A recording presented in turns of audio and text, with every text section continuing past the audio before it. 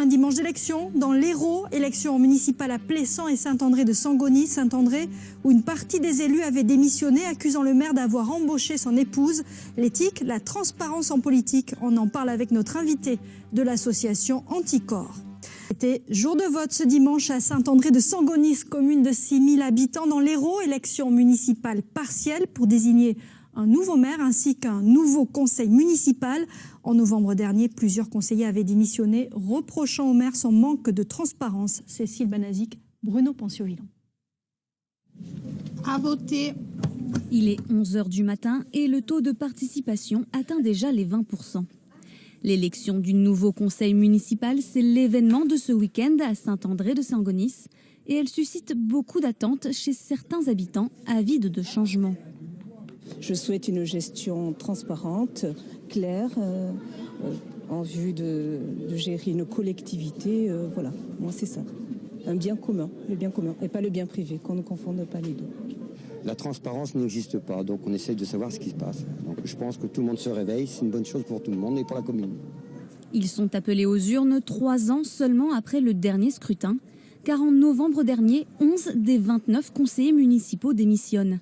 Ils accusent le maire sortant de manque de clarté, notamment à propos de l'embauche de son épouse au poste de secrétaire.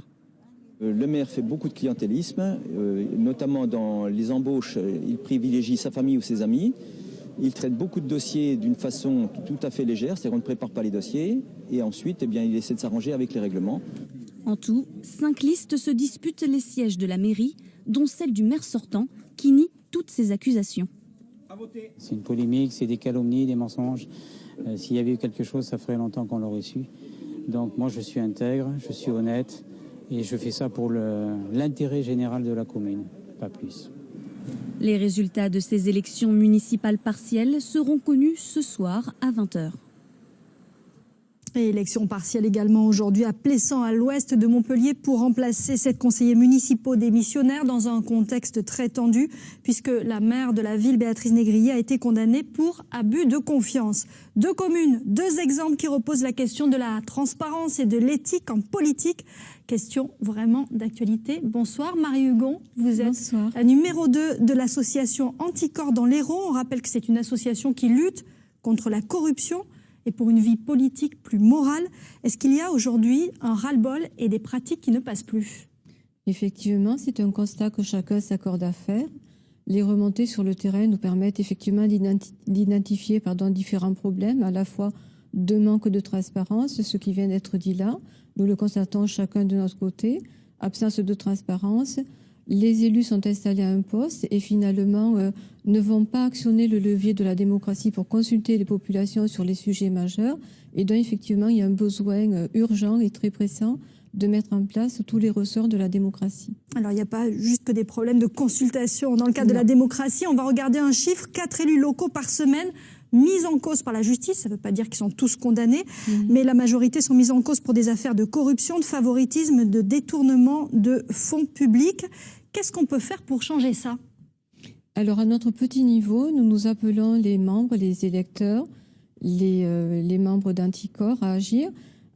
Donc d'une part, nous présentons des chartes qui sont qualifiées de chartes éthiques, qui permettent de positionner des engagements sur lesquels les signataires, donc d'un côté les élus, et pour les élections nationales, là ce sont les citoyens qui sont amenés sur le site d'Anticorps à signer une charte qui présentera des points éthiques. Oui, vous lancez 10 propositions et vous demandez aux citoyens de signer en fait cette pétition, cette demande-là. De se retrouver très nombreux à signer cette pétition de façon à ce qu'on entende effectivement que ces pratiques ne peuvent plus durer. Alors on voit aussi que ça avance du côté des politiques puisque les députés ont voté une proposition de loi qui vise à interdire tout mandat si son casier judiciaire n'est pas vierge. Un projet qui est porté par une députée PS héroltaise, Fanny Dombrecoste. Alors c'est pas encore adopté, mais est-ce que ça a une chance de passer cette loi-là? Il semblerait déjà qu'elle soit en bonne voie. Sur la navette parlementaire, visiblement, elle a déjà un petit parcours qui a été consolidé, validé. Donc attendons effectivement son retour.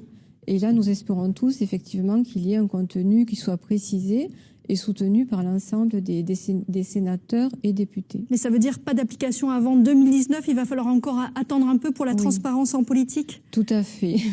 Mais c'est quand même bien de voir les petits pions s'avancer, se mettre en place et des structures beaucoup plus nouvelles se présenter aux élus et aux électeurs en même temps. Merci beaucoup Marie Hugon d'être venue nous expliquer tout ça ce soir.